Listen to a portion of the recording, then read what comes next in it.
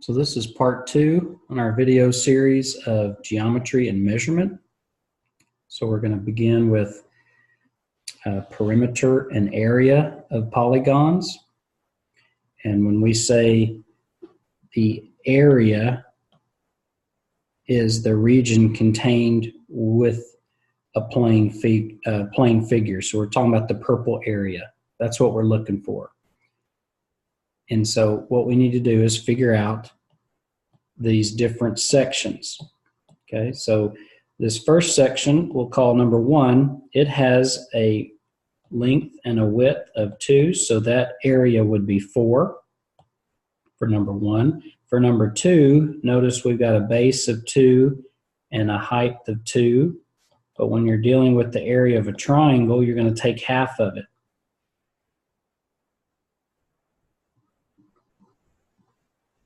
So 2 times 2 is 4, half of 4, we get 2 for the area of this section.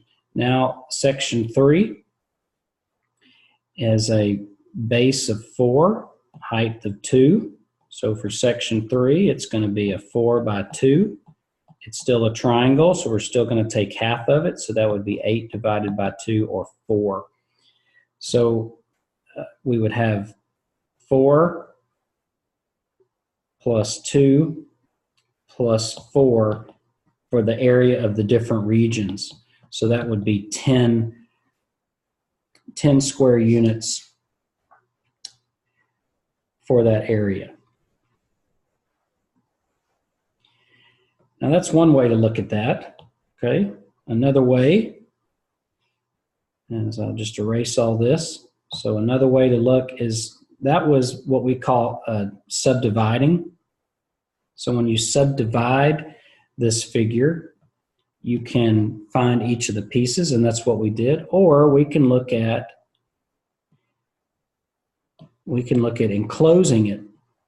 So I'm going to draw a figure around it to create this rectangle. So now what I want to do is figure out what the area in green would be, and I want to subtract that. But subtract it from what? Well, that would mean I need to know the entire length and the entire width. Well, we know this one, it's going to be 2 based on this. Now, if this is 2, then we know this is 2. So it's 2, 4, and 4 is 8. So we know this side length would be, well, we know the answer is 10. So the total area is going to be 16. But that means we're going to have to subtract the green area to figure out the purple area. Well, what is the green area? Well, this one is a 2 by 2, but then we're going to take half of it. So this area is 2. And then this green is going to be 2 times 4, which is 8. 8 divided by 2 is 4. So we need to add 4 and 2, which would be 6. That's what the 2 green pieces represent. And 16 minus 6 gives you 10, which is your area of your purple. So we can certainly decompose it, divide it up into shapes inside the purple area, or we can enclose it and create a rectangle and then subtract the pieces away from it.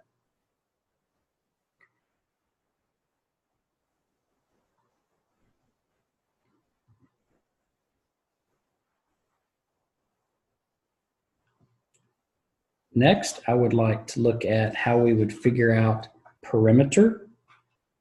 The perimeter is just the region contained with the plane figure, and that is going to be your outside measurements. Okay.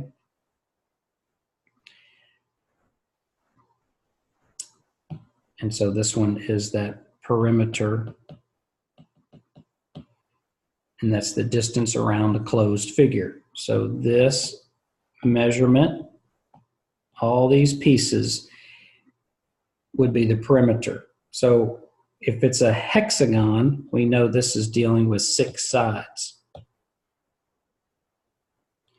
And so if each side is 3, then the 6 sides would be 18. So 18 meters, notice that's not an 18 square meters, that's just 18 meters because that's a linear measurement, as opposed to, remember, when you were looking at something dealing with area, you were dealing with what was inside, so you were dealing with square units.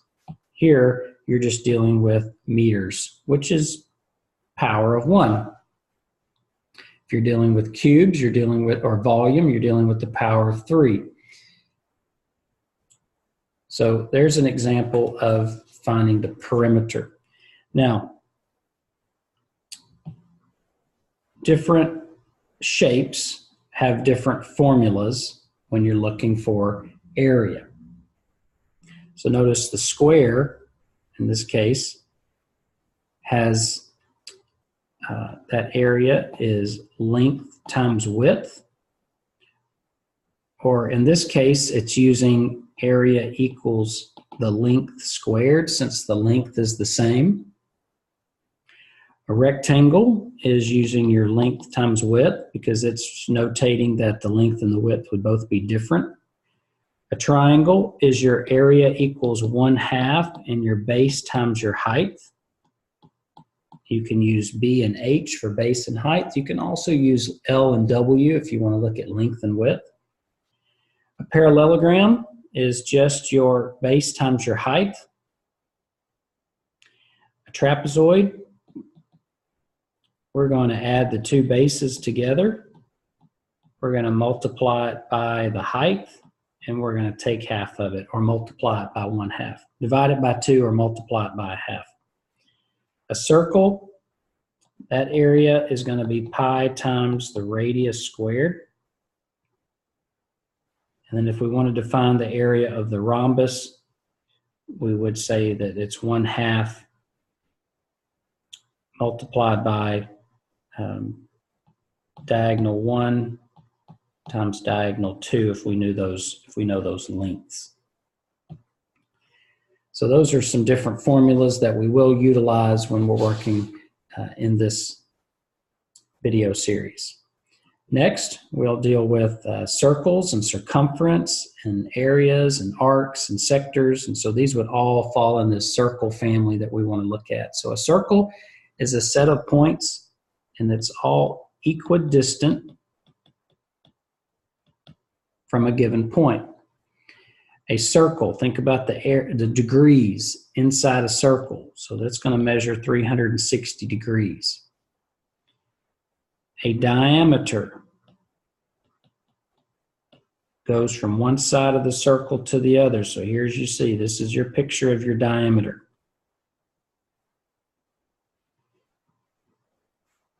A radius is half the distance of your diameter. So now we're looking at this measurement here.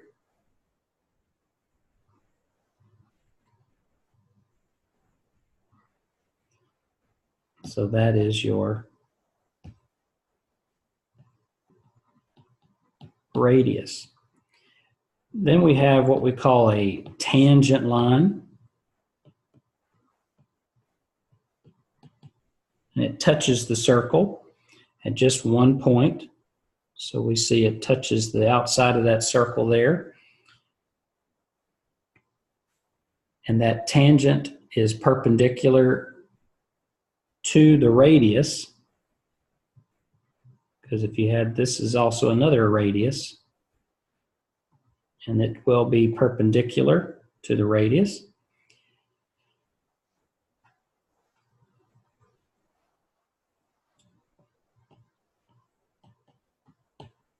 And to the tangent point. So we can see right here at that point. This is also called a chord, and this is a secant line. So those are just different terminology, different vocabularies when you're dealing with circles. So when we say the perimeter of a circle, we've already talked about perimeter of a rectangle. Think about you're adding up all those sides. Well, the perimeter of a circle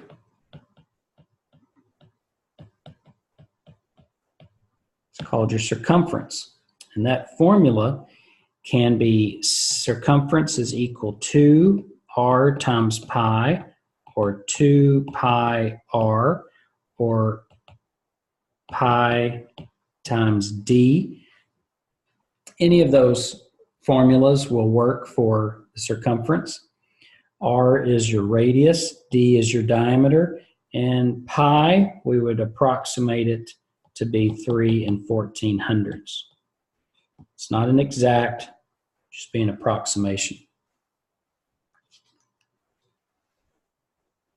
So here's an example where you're trying to find the circumference and you know the radius is 3, and you're going to use pi as an approximation. So if you were going to use C equals 2 times pi times r, and the radius is 3, you see the work here. So the circumference would be 6 pi. And 6 pi, it just means take 3 1400ths and multiply it by pi. And you should get 18 8400ths. And that's just inches because you're just dealing with the measurement around. If you wanted to use the other equation, C equals pi times the diameter, well, that just means that we would have to extend that, and we would see the diameter would be 6. So you would get 6 pi. Notice you're getting the same thing as you found over here. So it doesn't matter which formula you use to figure that. Moving on, we're going to look at, well, an arc is the portion of the circumference between 2 points on a circle. So it's a section of that. And to figure out the length of an arc, that length would be some measurement, some central angle out of 360 multiplied by 2 times pi times the radius. So we would need to know what the radius would be. What is that central angle, that interior angle there? And when we multiply everything together, we would know the length of the arc. So let's look at an example of that. We arc length of PQ. So I want to find out what is this length. And so what is this central angle? Well, that's 75 divided by 360. We're going to multiply that by 2 times pi, but I needed the radius.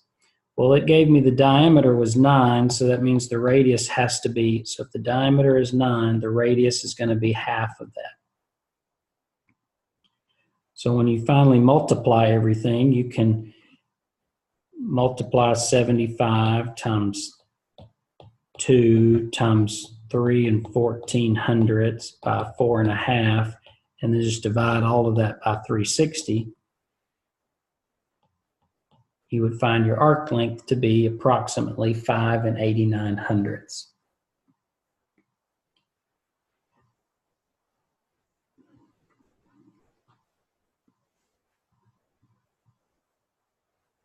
So we've got a circle with a central angle.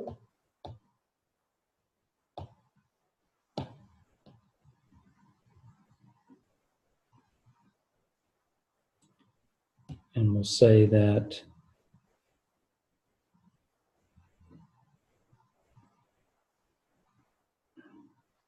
approximately 72 degrees there. So a central angle of 72 intercepts with an arc length.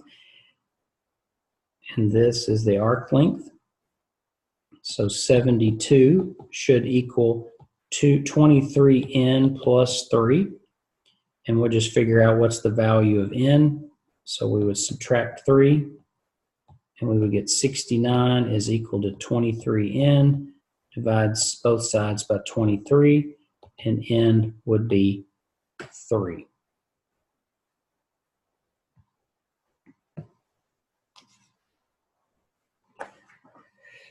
Next, moving on to three-dimensional figures, looking at surface area and volume. So three-dimensional figures are also called solids, and they have a length and a width and a height. And with three-dimensional figures, we've got what we can look at is called surface area and volume. Two important measurements when we're dealing with three-dimensional figures. Surface area is just the region that spans the outside of the solid object. You think of wrapping paper, okay? Surface area, wrapping paper, just no overlapping. So let's look at the following figures. We've got a surface area formula and a volume formula, and typically these formulas are not provided. Sometimes they are, it kind of depends if you're taking a praxis exam, but these formulas can be, you can Google them. If you were working on some homework and you needed to utilize a formula, but here, of course, here they are in your notes. So these might be some things that if you still need to take your praxis exam, you might want to do just kind of memorizing certain formulas for certain shapes, for surface area and for volume. So the surface area of a cylinder and the volume of a cylinder, and so we're looking then at a cone, a sphere, pyramids. Pyramids are named off of their base, and we've got cubes, a cuboid, and hemispheres. So hemisphere is just, we'll see, is half of our sphere. So now it's just using some of these formulas to figure out surface area and to figure out volume. So if I have a cylinder and I want the surface area, well, the surface area formula is 2 pi times radius squared plus 2 pi RH.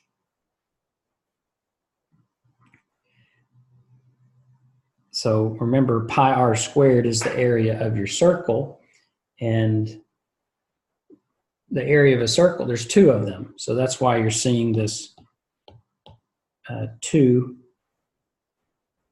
pi r squared, because you've got two circles that you're going to cover when we're thinking of surface area.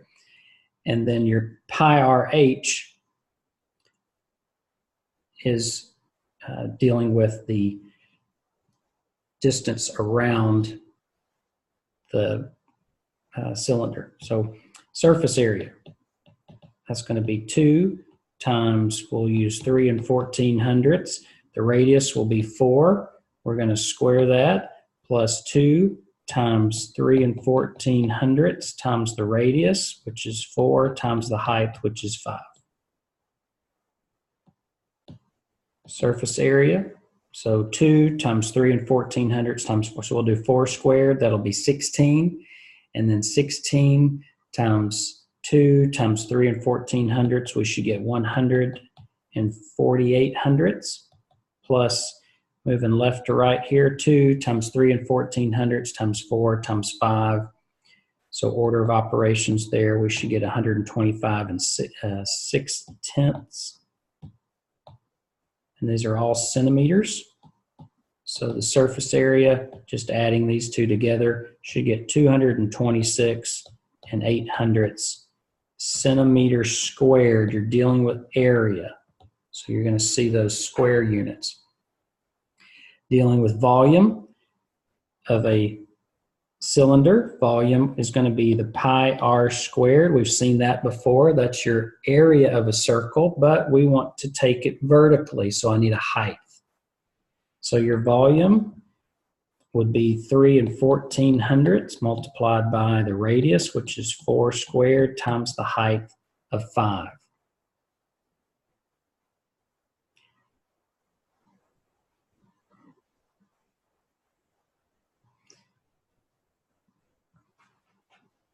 So when we multiply all this together, we're going to get a volume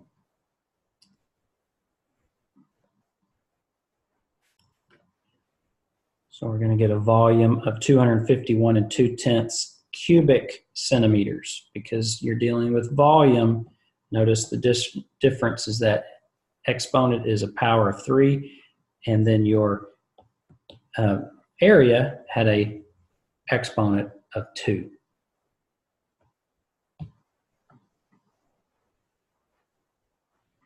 So we'll look at a cone.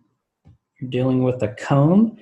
You can have the surface area will be pi r squared plus pi times the radius times the L, which is your slant height.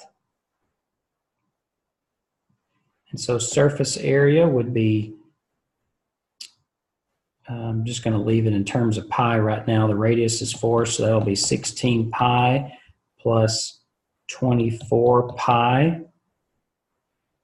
Adding those together, that will give me 40 pi. Now I can change it if I want an approximate answer, 40 times 3 14/100. And that should give me a surface area that's approximately 126 square inches. If I want the volume of a cone, the volume is actually 1/3 pi r squared times the height. So really the cone is 1/3 of the cylinder, but I also have to take into account I have to have a height. And in this case, I only know the slant height. So I need to figure out what this height would be. So that's going to involve Pythagorean theorem. So I've got 4 squared plus a squared is equal to 6 squared. So 16 plus a squared is equal to 36. So a squared is equal to 36 minus 16 would be 20. So then I want to take the square root of 20.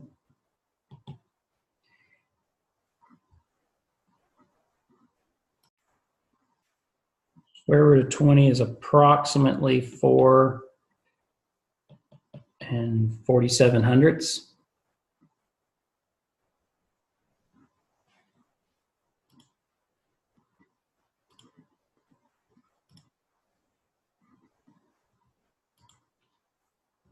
So that's what the height would be. So 4 47/100 multiplied by the radius, which is 4. We're going to square that. We're going to multiply it by pi. We're going to divide everything by 3. So 1/3 times 3 14/100 times 16 times 4 47/100. And that volume should be about 74 85/100. And it's volume, so it's going to be cubic inches. So it's just figuring out the measurements that you need. Notice the surface area had L, representing a slant height. So I needed that, and that was 6. But if I wanted to find volume, I did not know this height of that cone, so I had to find it. So I used the Pythagorean theorem to help me find that, and then I used that for my answer. If I want to find the surface area of prisms, so the surface area here is actually 2 times length times width plus 2 times length times height plus 2 times width times height. So this is your formula to find out the surface area of a prism. So the length times the width. So we'll say length is 13, width is 2, height is 4. So length times width would be 13 times 2, which would be 26, plus 2 times length times height would be 13 times 4, which would be 52, plus width times height would be 2 times 4, which would be 8. I need 2 of those. So I would multiply 2 by 26, 2 times 52, and 2 times 16.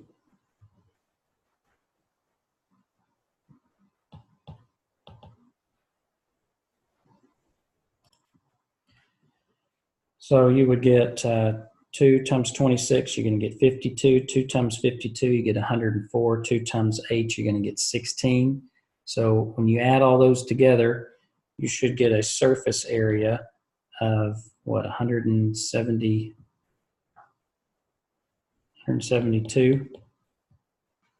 And that's going to be, this is surface area, so this would be square inches. Now, if you're looking for the volume of a prism, your volume is just your length times your width times your height.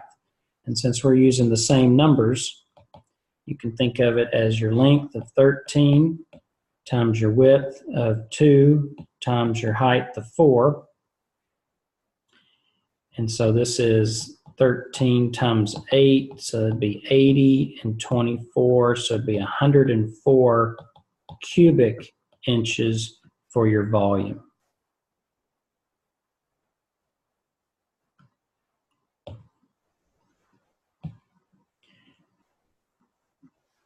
Examples of, so now we're looking at pyramids. So if you want the surface area of a pyramid, the surface area is going to be the base, and then you're going to add 1/2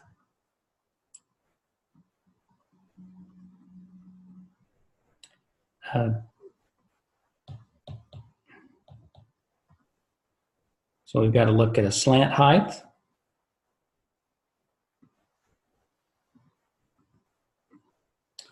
And we need the base.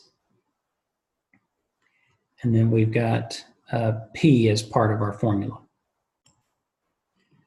So P is just representing the area of the side of what we have, and we have a triangle.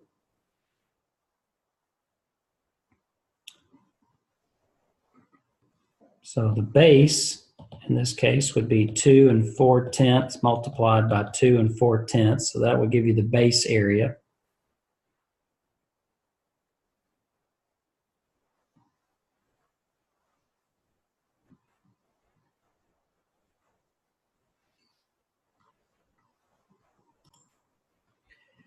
So again, you've got B representing the base of the pyramid. So that's a 2 4/10 times 2 4/10 plus 1/2. And then the P just represents the perimeter of the base. Okay. So you've got 2 4/10, and you've got 4 of those. So you've got 9 6/10 would be the perimeter of that, of the pyramid. And then you've got L, which is your slant height. So we're going to take 1/2 times 9 6/10 times 3. And so this 2 4/10, we're going to multiply that. We're going to take 1/2 of 9 6/10, multiply it by 3. Our correct order of operations, we do that, we should get 20 16/100 square feet.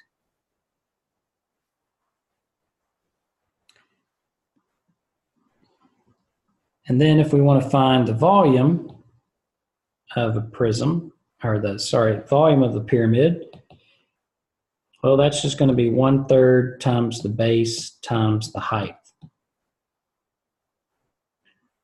So once we find the area of the rectangular base, we'll multiply it by the height, and then we'll divide it by 3. So we should have 1/3 multiplied by 2 4/10 times 2 4/10. That's getting the base squared, and then the height is what we actually have to find. But we don't really know the height of this, so we would have to solve it. We would need to figure this out. We know that the slant height is 3, and we know this distance is half of 2 4/10, so that would be 1 2/10. So we would take 1 2/10 and have to square that. That would be one leg, plus the other leg, which is the height we don't know, and the hypotenuse would be 3. So 1 2/10 times 1 2/10. So that should be what? 1 4400ths plus b squared equals 9. So I went ahead and finished up some of the numbers here. So we didn't, like I said, we didn't know the height, which was b. So that's what I have here in the Pythagorean theorem. We know that the entire length is 2 4/10, so that means half of that is 1 2/10. So that's what you see up here. And then we know that the slant height is 3, so that's what is in here. So 1 2/10 squared. All right, 1 2/10 squared, that's going to be 1 4400ths plus b squared equals 3 squared, which is 9. So now you see this section here. So I want to take 9 and subtract 1 4400ths, and I'm going to get 7 5600ths, and then I want to take the square root of it. So I get approximately 2 7500ths. Notice where that was placed. It was placed in the place of h. Your base is 2 4/10 times 2 4/10. So you need to take 2 4/10, multiply it by 2 4/10, multiply it by 2 7500ths. You get an answer, you divide it by 3, and you should get 5 2800ths cubic feet as the measure of your volume of your sphere. So let's look at our last shape, which would be a sphere. And so if I want the surface area of the sphere and the volume of the spheres, well, the volume would be 4/3 pi radius cubed. And then if you want to find you want to use your surface area formula of your sphere, it's going to be 4 pi r squared. 4 pi times the radius squared. So I know that the radius is 7, so 4 times 3 1400ths times 7 squared. The volume is going to be 4/3 times 3 1400ths times 7 to the 3rd power. So your surface area would be 615 4400ths square inches would be your surface area. And then with your calculator in the correct order of operations, you're going to do for your volume, you'll do 7 cubed first, then multiply it by 4, by 3 1400ths, and then divide everything by 3.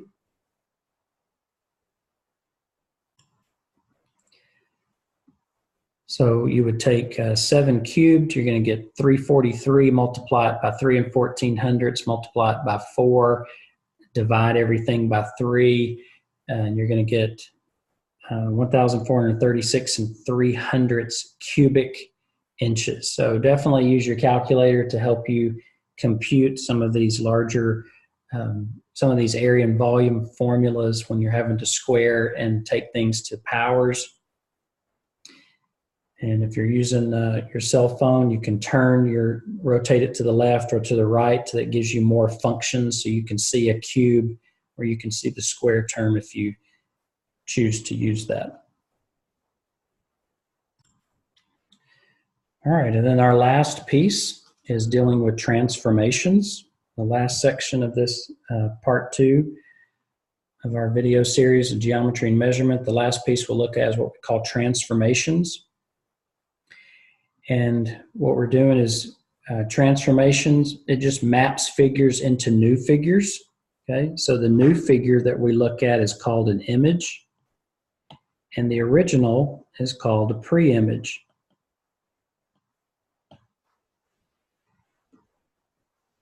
When we look at one of the transformations is a reflection. And you can think about like a mirror in order to reflect that image. An example of a reflection, so we would say triangle, pentagon ABCDE is the pre-image, ABCDE, see all these prime, that's the new image. And a reflection does not change the size or the orientation of the image. So this is called a rigid motion. So from the red figure to the blue figure, it's just a reflection along the y-axis. So again, the red shape, A, B, C, D, E, F. So this is a pentagon. And so notice how we label it. And since we're reflecting it over the y-axis, you can see that if A is 2, 4, that A prime was negative 2, 4 because we were reflecting it over the y-axis. So you can see how these match up, each of the endpoints. So what's in blue, you see all of the different, this is A prime, B prime, C prime, D prime, and E prime. That's just the new shape in blue. But it's rigid, so that means you're not seeing it change the size of it, you're just seeing it being reflected over the, y-axis. So if you see or read it and it says reflect over or across the y-axis, then you know you're going from right to left or left to right. If it's asking you to reflect it over the x-axis, you know you're going up or down across that x-axis.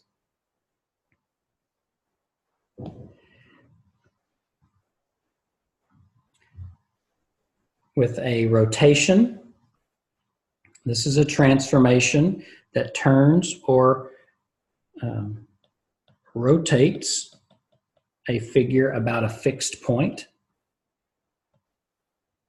And a rotation does not change the size or the orientation of the image. So this is also called rigid motion. So you can see the picture in red, the triangle ABC. If we rotate it counterclockwise around the point 0, 0, so you're thinking, well, this is clockwise, so this would be your counterclockwise. And so the rotation would go from right to left, and you can just see how all of the values end up when you're dealing with a, notice that A is at 1, 1, and notice that A prime is at negative 1, negative 1.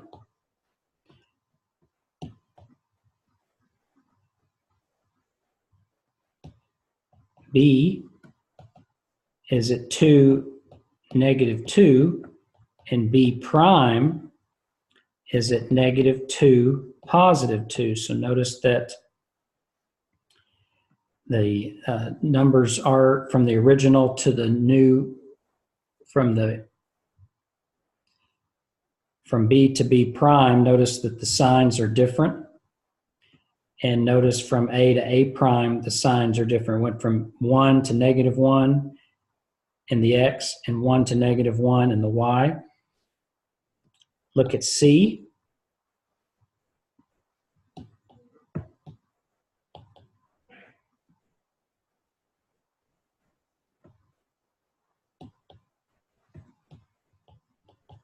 you'll look at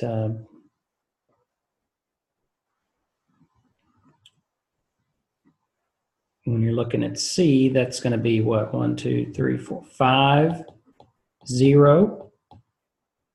And then C prime is -5, 0. So when we're talking about 180-degree rotation, we can look at how the signs change. So if we have an X and a Y for A and it's 180-degree rotation, we notice that look what happened from A to A prime. So we would say that that would be -X, -Y if you're doing a 180-degree rotation around the origin. And then the last one we're dealing with is translations. And this is a transformation that changes the location or translates the image from one to another. A lot of times we call it, it's along a vector line, okay? And that vector line C prime,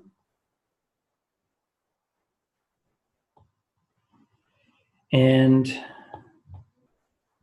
it's really that segment C prime, and so it's being shifted there.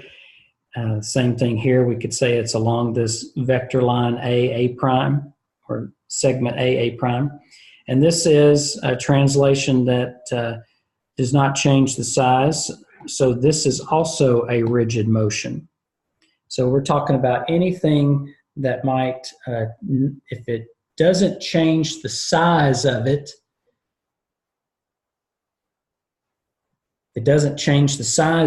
then we're calling it rigid motion. If it does change the size of it, now we're looking at something that's called a dilation, or that dilation will change it and either make it larger or smaller. So if you're looking at the notice from A had a movement of 1, 2, 3, 4, 5, 6 to the right and up 2. So if A, which we really don't have the ordered pair here, but we can see that the shift on A was to the right 6 and up 2.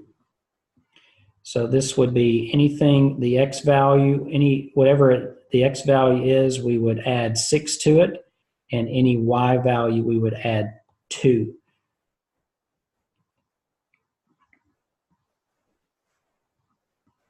So from A to A prime, and from B to B prime would be the same thing. You would see 1, 2, 3, 4, 5 to the right 6 and up 2. So from C to C prime would be the same way. So add 6 to your X value, add 2 to your Y value. So again, translation changes the location, it does not change the size. And that is the